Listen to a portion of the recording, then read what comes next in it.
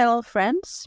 In this episode, Christina and I will be chatting about the 1994 Little Woman. No doubt one of the best Little Woman adaptations ever made. There was something that I forgot to mention during our discussion. I personally feel that the more I have spent time making this podcast and studying Louisa May Alcott's life, I have started to appreciate this film more and more. One of the things I want to point out is the transcendentalism. Louisa May Alcott was a transcendentalist. Her entire family was transcendentalist. Her father was a transcendentalist preacher. Emerson was a transcendentalist. So were her friends Margaret Fuller and Henry David Thoreau. Transcendentalism is a really interesting subject. I am not 100% sure if there are people today who practice transcendentalism, but I do think there might be religious groups with similar ideology. And here is transcendentalism in a nutshell. Transcendentalism is a very formal word that describes a very simple idea. People, men and women equally, have knowledge about themselves and the world around them that transcends or goes beyond what they can see, hear, taste, touch, or feel. This knowledge comes through intuition and imagination, not through logic or the senses. People can trust themselves to be their own authority on what is right.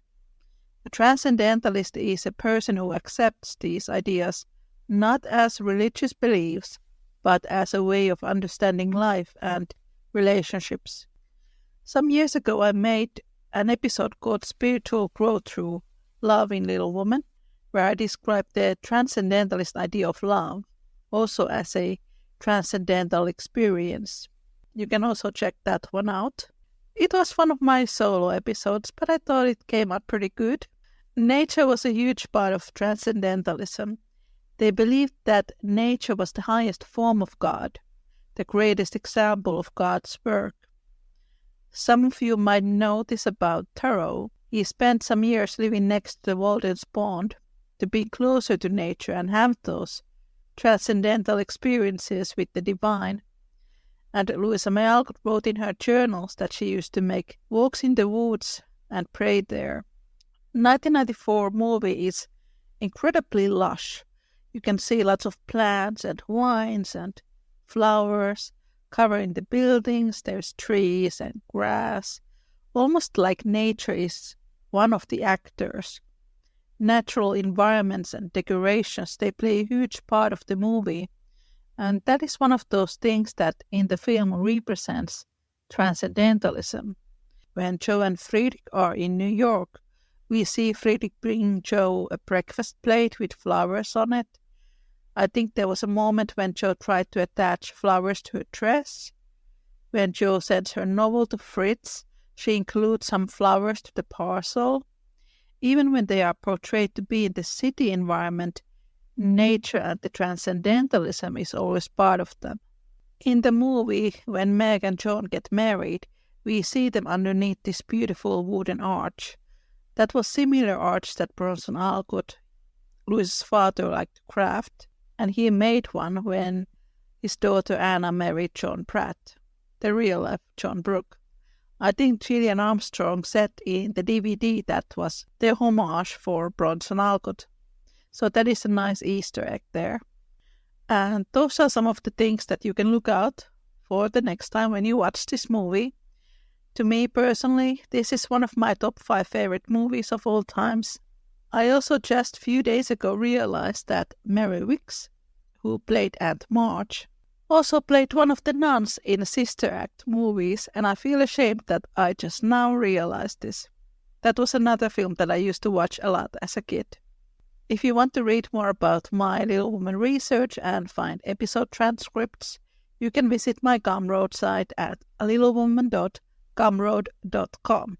I will also be adding an ebook version of these movie rankings with Christina. This is a Little Woman podcast, Anatomy of a Movie, A Little Woman 1994.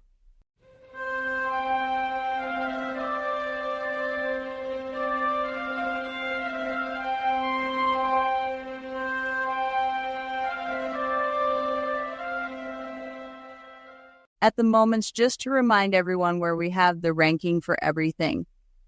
At the moment, we have 1933 at the second place, 1949 in third place, 1978 in fifth place, and 1970 in seventh place. We have 4 more to go, and the next one is the 1994 version. This is probably the one that for many people is their favorite. Especially on our age range, to many of us, this was our first introduction to Little Women.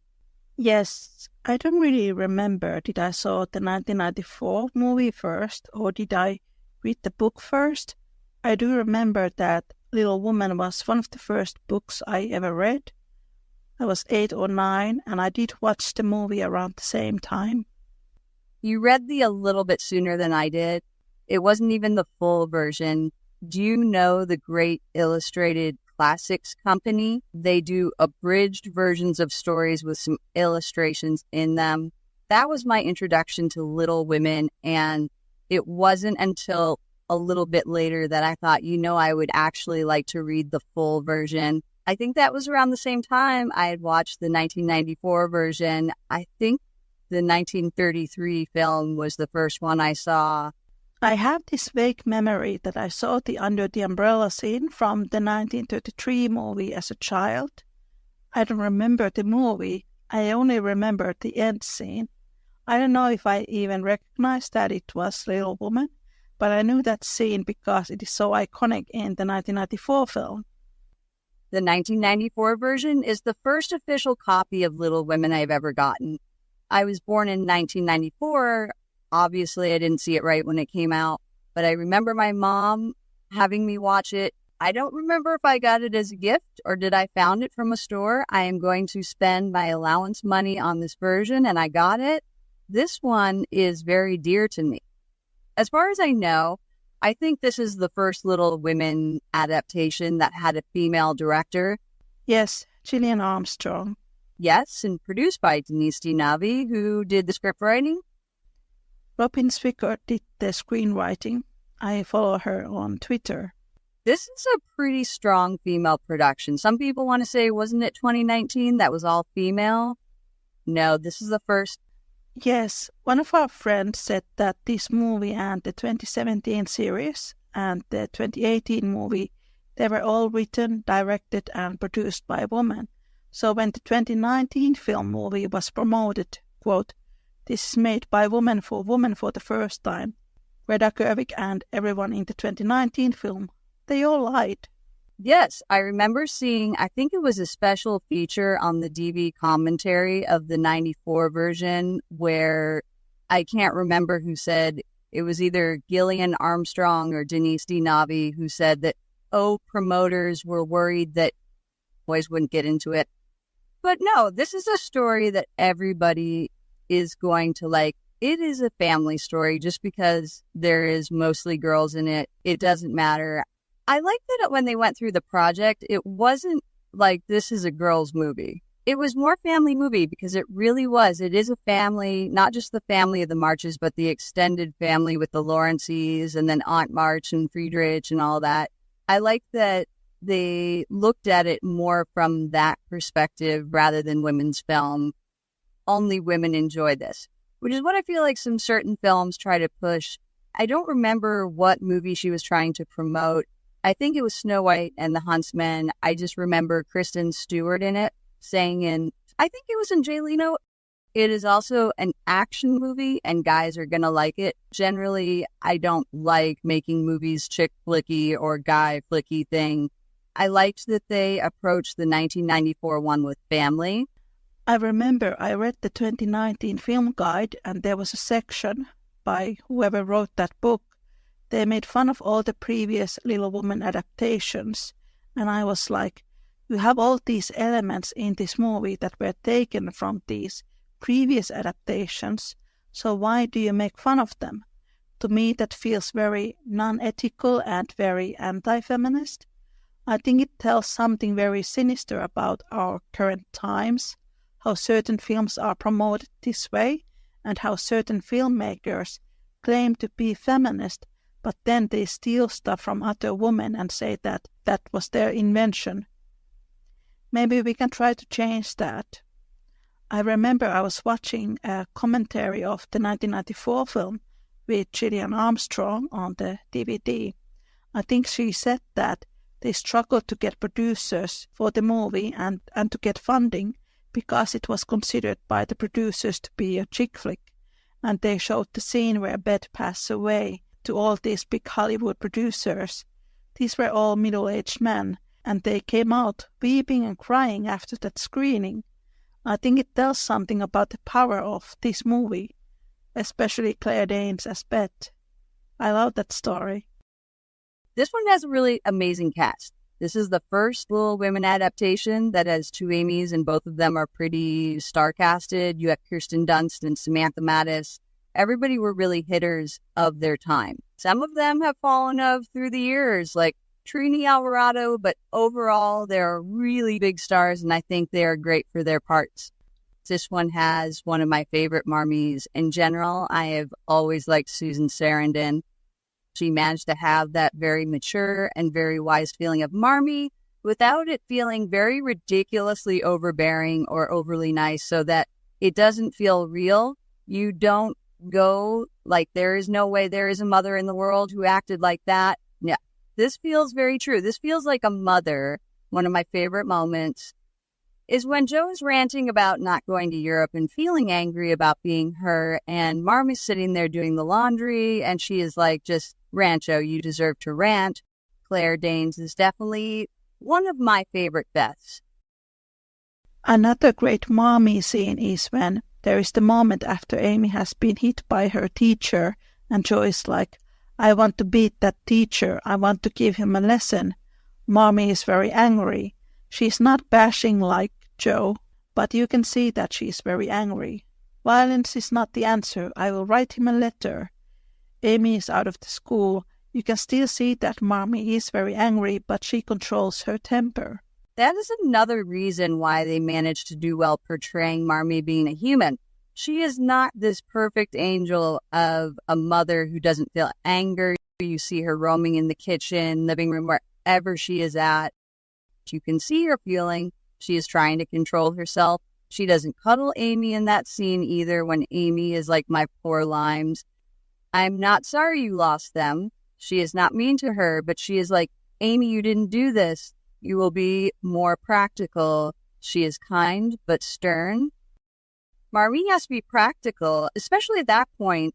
There's war going and raising 4 girls on her own with the help of Hannah, but she has to be both mother and father to them. Susan Sarandon is definitely one of my favorites. She is an excellent Marmee.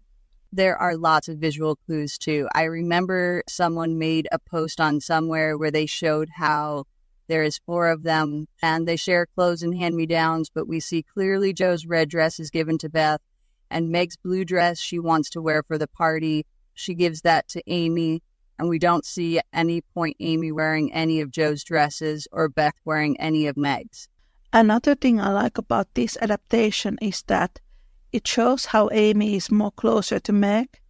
I would not say she is her favorite sister, but Amy finds comfort from Meg. It is the same with Jo and Beth. This is also mentioned in the book. In the novel, it is said that Jo saw Beth more as her child. You actually talked about that in this podcast. There are moments in this movie with Meg and Amy where Amy goes to Meg when she wants somebody to pet her. In that scene where Amy was hit by the teacher, Meg is holding her and petting her. It is the same when Jo attacks her after burning the manuscript. Meg is the one giving her that petting. That really is one of those nice visual clues showing how close these two are with the younger siblings. Like you said in the book, they do say Jo and Beth are the closest and Meg and Amy are closest. I think in the book Jo shared her room with Beth and Meg with Amy. I think they mentioned that after Beth passed away, Jo had to see her bed empty every day, something like that. I remember in 1933, one after Jo cuts her hair, it is her and Meg sharing a bedroom. She sees her crying. Oh, Dad is going to be totally fine. And she says, no, I am crying about my hair. I guess I always thought they shared a room because They were the two oldest, so they would be just naturally be together. This one has another good Aunt March. Mary Wickes, she was another great actress during the old Hollywood era. It is one of those small moments. Aunt March is having tea with Marmee, and Jo runs off after Marmee says, Meg can have my gloves. Jo screams, you can have Marmee's gloves. Aunt March is like, oof, and Marmee is like, more tea, and is like, no thank you. I always thought that moment was amusing.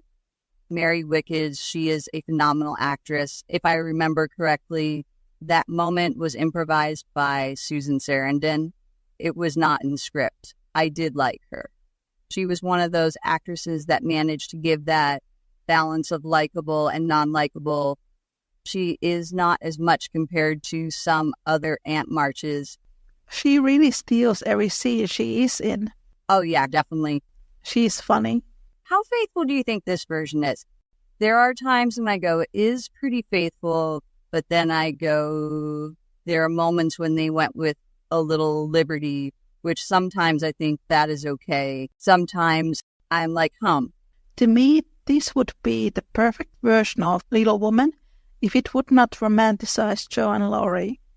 Every adaptation does that, which is unfortunate. If this movie would not do that, it would get all 5 stars from me. Now it's like 4.5 stars. Another thing I wish that there was a little bit more is Meg and John. We do get a little bit, but I don't feel like they are as prominent as in some other versions. They did have their moments. I did like they surprised him with the twins. I thought that was cute. I think, like you said, 4.5 kind of vibe. There is a really funny scene. You know, the moment Laurie is in the window shouting, "Come and play with me, it is so boring here." And then John goes like, "Do not shout at the ladies." Then he goes to the window and is like, "Sorry." Then Laurie sits at the table, really bored, and he's like, "What those girls do all day long?" And John says something like, "Women's lives are mysterious to us." That is a really funny scene. John, he has like a magnifying glass in his hands and he's playing with it. And I'm like, maybe John is bored too, teaching this little guy. You remember the scene with Meg's glove? I always thought Meg gave him the glove. I got to say, it is one of the prettiest Little Women films. The period pieces from the 90s overall, they always look so pretty. Even if I don't know the movie, I watch it and I have a feeling of nostalgia. I don't know why. Somehow, the 90s always manages that, and I don't know, is it partially because how pretty the film is or the score? I want to mention the score of this because this one has the most beautiful score. I actually have the soundtrack on my computer because I just love it, especially the back song, Casting Away, because it is so emotional and it makes you feel something. Aesthetically, this film is so nice. Every frame of it could be a painting. I think in the 90s they did try to make very authentic versions when they made period dramas. Now it is postmodernism, where they make fun of the original stories. It is more angsty and nihilistic. For example, the latest Persuasion. In the 90s they were more loyal to the original material. That is one of the reasons why I enjoy 90s period dramas. They did their research. I know that when they did this movie, they literally went to Victorian houses, went through old trunks. They went to museums to find original, authentic dresses and stuff like that. This is why DVDs will never fade out, for me at least. I am a total nerd for special features. I will watch all of it. There is a special feature that talks about the costumes, and I love it. I forget her name. She talked about the fabric. This fabric in this period was most affordable one. I went with this dress. It may not be the most fashionable, but it is most mature for Jo. That was the opera dress that Jo wears. That is a big step for her because she wants to be less tomboyish and be more womanly. I really like the costumes. The costume designer really knew her stuff and did her research, and she knew that time period, how to translate the characters' story arcs through their looks. What do we think about Trini Alvarado as Meg? I like her. I haven't seen many films of her. I think the actress is from Puerto Rico. I read this quote from her where she said that she was happily surprised that she was casted as Meg because she is a Latino. Let me see. I check. Yes, she was born in New York. Her mother is Puerto Rican flamenco dancer and her father was Spanish born. I figured from the name that she might have some roots there, but I didn't know she is fully Latina.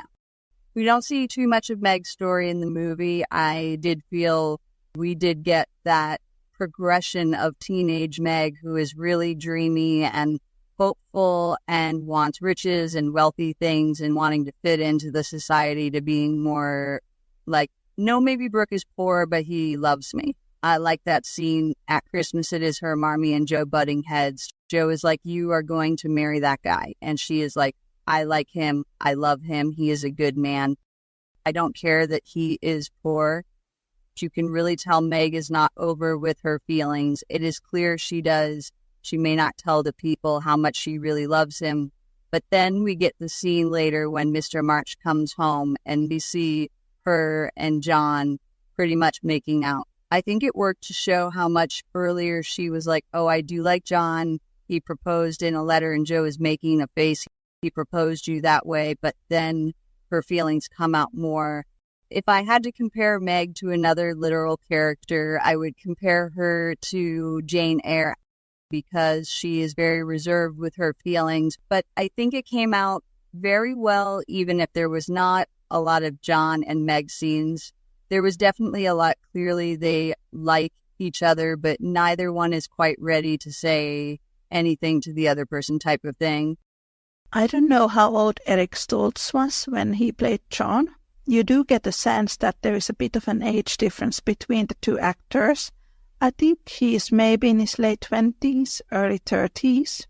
Not quite as a big age difference as obviously between Jo and Friedrich. I do feel like he was a little bit older. Let me see. He is 5 to 6 years older. That is not so much. It is always very vague in the book what is the age difference between Meg and John. I am always curious to know what people think is a huge age gap. We were talking with my grandfather, and I have a great uncle who married a woman who was 6 years older, and my mom was like, that is a huge gap. And I'm like, is it? Because I always felt like it is either between 0 years to 5 years. That is your average couple. They are either the same age or somewhat 5 years older. I feel like that is generally the average to a person in a relationship. I don't feel like it is not until when you get into like 8 to 10 where you can go, that is a vague age gap. I am always curious to know. I feel like everybody feels differently. What do you think? Everybody is different. My grandmother and my grandfather had 12-year age gap. And I always got these Jo March vibes from my granny because my grandfather proposed my granny when she was fixing the roof. That sounds romantic if she was just like hammering away. And he is like, wow, you are really good with the hammer. Would you like to marry me? And she's like, what? There is my Jo and Friedrich archetype couple, my grandparents. Woman fixing the roof. That is something that Jo would totally do. Jo would shovel the snow. She would fix the roof. Friedrich would be like, wow, you are a strong, independent woman. Marry me, please. My grandparents were together for 40 years. Then grandfather passed. Granny never remarried. My grandmother was also very religious. My grandparents from my mom's side, they had a 20-year age gap and they were married until the day he passed away. Every time when I said that when I was younger, people were like, was he rich? Oh, God, no. He worked in the movie theater. That is how they met. He worked with projector, and she was the usher. Oh, I love that. So romantic. I don't know if that is the official story. She is now passed for a good 20 years, so I never got the chance to ask, but I presume that is how they met. We have pictures of him working at the movie projector. She was like, oh, yeah, when I was younger, I was a movie usher. 20 years age difference. Another similarity between my grandmother and Jo. My grandmother wanted to become a teacher. She really wanted to get higher education. After the Civil War, Finland was a poor country. Her parents didn't allow her to go to school. She had to work in the farm and look after her siblings. It's a little sad. When you said that, it brought me back to the movie. I think this is the first adaptation with not only Jo getting Plumfield, but also making a clear choice to say, I want to make it a school. In 78, Jo still has personal life in the end. In 70, I can't remember. I think it ends when Friedrich proposes. This is the first time we actually see Jo making that plan and telling Friedrich, I want you to be with me, not only as a teacher, but as my husband. That is something that was different about this adaptation. It makes me really frustrated because now you get people saying, oh, Jo was forced to start a school because Greta Gerwig lied to people about it. There's a quote in Louisa May Alcott's diary where she was in her 20s and she literally writes that in the future, when she has more money, she would like to start a school. She is not the only one. When I was younger, before I decided I want to do more writing, I did think about being a teacher. The thing about teachers and writers, somehow they are connected. They have some knowledge they want to pass on. I want to talk about this film's take on Laurie/Amy relationship. This one, I think, feels in some ways incompetent. The problem I have with this one, and I think partially too, is mainly because people who watch it will get it this way. I have seen people sit there and go, how could Jo turn down Christian Bale? And I am like, you are just looking at it through Christian Bale as Laurie, but I thought he was a little subdued here as well. He wasn't as angry in the proposal as I would have liked him to be, and he was definitely very creepy. I just get so annoyed when everyone ignores the fact that in the proposal scene, he just outright puts his finger to Jo's lips to make her stop talking and mutes her with force. And then they still go like, why did she turn down Laurie?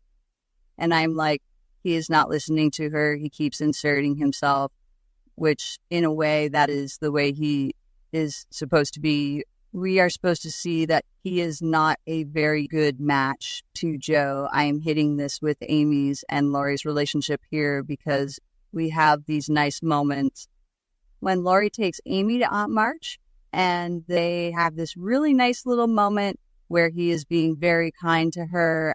I will take you riding. I will take you wherever you want, France and Paris. It is a cute little moment where Amy is like, I don't want to die because there are so many things I want to do. I want to be kissed. Laurie says, I will kiss you before you die. That was great. And the other moment that was great is when Beth passes and he comes to her. He reads the letter and he immediately thinks, I got to go to Amy.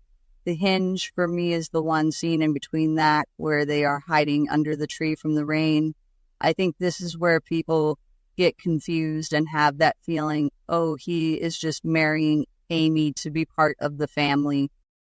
Because Amy does say something like, I don't want to be loved for my family. And she says, how do you explain your jealousy? Jo has met this professor. He is like, I envy Jo's happiness and I envy Meg's happiness. If Beth's had a lover, I would envy him too, because I know I am supposed to be part of the March family. Everything else around it, when they meet in Europe, I like that moment. It shows their maturity levels at that moment. But just that scene, I wished it was rewritten to be a bit better because I don't like how it was presented. I think that is why people have that feeling, oh, Laurie just married Amy to be part of the March family, because that is a huge moment between the two of them, which essentially say what his intention is. I don't like that. Did you happen to listen to the episodes I did with Melodie Ellison about the red flags in Laurie's proposal? I haven't listened to all of it yet, but some of that I have heard. We were talking in that episode if in this movie Laurie really wants to marry the family or Amy. I think it is confusing to people when they watch the movie, but it is somewhat close to the book. In the chapter when Laurie falls in love with Amy, he is in Austria. He is in Vienna composing an opera. First he is like, I will write an opera that is going to melt Jo's heart. But when he is composing the leading lady in his opera, becomes more and more like Amy. When I read the book, to me that always was a clear sign that his feelings were moving towards Amy. Then he proposes Jo again. This is not in any adaptations. When Jo says no again, he doesn't feel bad about it. He does not sulk. He is relieved. The love he had for Jo was the love he had for the family. And the love he has for Amy is actual love for Amy. It is a very gradual process in the book, and I don't think any adaptation has managed to capture that. I think it is difficult to show that in a movie. Laurie grows from a very immature young man to this mature person. It happens when he moves on from Jo to Amy, and it kind of parallels Jo because she moves on from Laurie to Friedrich. They don't show Laurie's immaturity and how he grows out of that, so we don't see that in any adaptations. We do get a moment later when he writes a letter. He says, "It is you I want, not your family," which sort of corrected it. It is one of those things where I think about audiences' selective memory. They keep focusing on that one. They want Jo to end up with Laurie. He just wants to marry Amy for the family, and even in that moment, he is holding a flask. So I don't know how truthful he was on that moment, but he corrects it in the letter saying, "I do want to make myself worthy of you." And when he gets a letter from Jo saying that Beth has passed, he doesn't read beyond that. He goes to Amy. Amy is still in France with Aunt March, and he bolts to go to Amy. It does correct itself, but I didn't exactly like that dialogue. I like everything around it. He is flirting with her, and he gives her the hair comb, and this is pretty directly from the book. She says, "Please don't. I liked it when you were more blunt and natural." Christian Bale I like as an actor. I don't think he got as much emotional part of Laurie as we have said about some of the other ones that are more spontaneous and have more temper, but he has more boy next door type of quality. From these previous Lauries we have talked, I think he would be closest to Peter Lawford. He gets a point because he doesn't stare at Jo as Longlauffer did. It is funny about the proposal. I have seen a lot of people saying that 1994 is so romantic when they kiss and she's kissing Christian Bale, and then there are others who say he's so creepy in that proposal. It is not like in the book. First of all, Jo and Laurie don't kiss in the book. He literally threatens to kill himself if Jo won't marry him. That is not in any adaptations. I don't know why. In the book, he says, "I will hang myself if you marry someone else." At least to me as a reader, it is always an uncomfortable scene. Jo is literally afraid that he is going to hurt himself. One of my friends said that Laurie should actually go to therapy. I think if we could see more of that in the films, people would not ship them. And I am still waiting.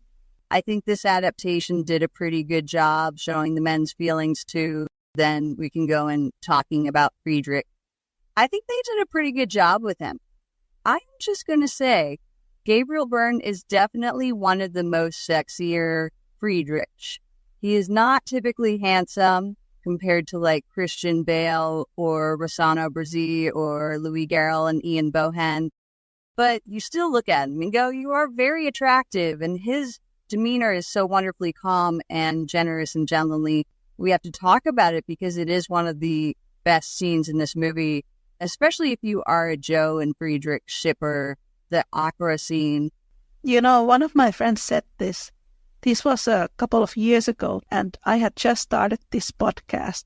She was like, Gabriel Byrne is an excellent Friedrich Bear because he is handsome but not handsome. And I was like, there never was a time in my life when I did not think that Gabriel Byrne was not handsome.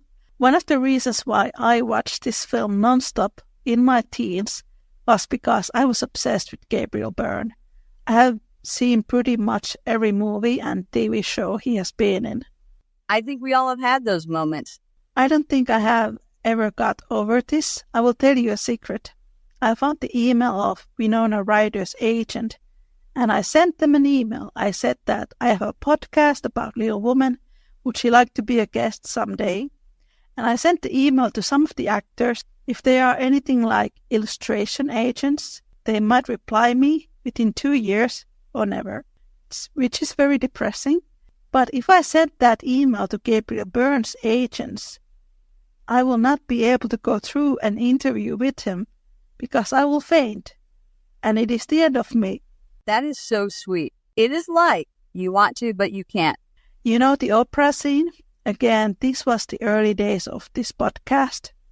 I heard some people complaining that the opera scene should not be in this movie, or John and Meg making out, because it is not proper for the 19th century. But I don't really agree with that, because there are all these sexy making out scenes in the book. Those were already in the original material. When you think about other stories like Bridgerton, which is like sexy in the lore, how is that okay? But this isn't. They weren't crazy with the making out. The next scene, we don't see them actually doing it. Now, it was very steamy on its own, and that was enough for us. So we have a nice build-up in the scene, what the opera is, and Friedrich explaining it, seeing Jo getting really into the moment. I love this bit, too, because, again, it is one of those things, because, of course, it would happen to them. They are getting ready to kiss, and then some prop shakes and makes noise, and that interrupts them, and then, of course, they get right back into the kiss. It is one of those funny little Jo and Friedrich moments that definitely happens. Of course, they would get interrupted by stuff like that. It is very romantic when he translates what happens in the opera. He's telling her that this singer in the opera is trying to reveal their feelings to their loved one, and he's trying to do the same with Jo. And he does that in a very subtle way. She's already attracted to him. In the scene when they first meet, after they meet on the street, she goes to his apartment and they talk about transcendentalism, philosophy and books. It is not something that she can speak with Laurie or anyone else. There's a real sense that this is the first time when she is really able to properly talk about something like that with another person. Someone pointed out a really interesting comparison. At some point earlier in the movie, when Laurie is getting ready to go to college, he is leaving all his books behind. I don't need all this stuff, but then you have Friedrich who says, when I was moving to America, I got rid of everything except my books. I cannot part from my books. They were like, that just shows why Jo is attracted to Friedrich. She is the one who tries to push Laurie to take all these books. She says, you are going to need them. And Laurie's like, no, I'm not going to need them. But Friedrich is like, I cannot do without my books. And she is like, I agree. That is one of those nuanced things that show a nice comparison between how Laurie and Friedrich do things, as well as their proposals. Someone did a gift set of when Laurie proposes with a close-up on her face where she is scared, but with Friedrich, when he is proposing and he has his hand on her face, she looks happy. There's a lot more visual quests in this film that I think I have realized. Good on Gillian Anderson for doing this. Another moment that I do like is when they speak about transcendentalism. There are some moments when he speaks about leaving Germany and that the Germany he knew was gone. And I remember during the time when Little Woman was written, there was wars going on in Germany. That is why there was a flux of German immigrants coming to America. That was a nice historical bit there. Even though it doesn't go that deep into his background, it is still there, and I do like that. I think that shows who he is. As much as I love my country, Germany, I will not be participating in this violent manner, which is why I always get annoyed when people go, oh, Friedrich is German, and they go very stereotypical. No, Friedrich was never on the negative side. I have high stakes because I literally had grandparents escaping Germany. They wanted to have a better life for themselves. In Little Men, the sequel, there are these moments when he could use violence, but he refuses. He gets angry when the students are fighting. Friedrich most definitely is a pacifist. I can't understand not wanting to live in an environment where there is a threat of war and a wish to have a better, more peaceful life. even if it is not exactly as in the book, I think the film has a good overall feeling of what the story is and its characters. Even with Jo and Friedrich having that argument before they leave, it still wasn't quite like an argument. Even though Jo says we didn't part well, I think definitely this ranks high for me. I will probably put it somewhere like number 2 or 1. How would you rank it? It is number 1 for me. All right. That was our discussion today. Christina and I continue our chat next time. Thank you so much for listening. Take care and make good choices. Bye.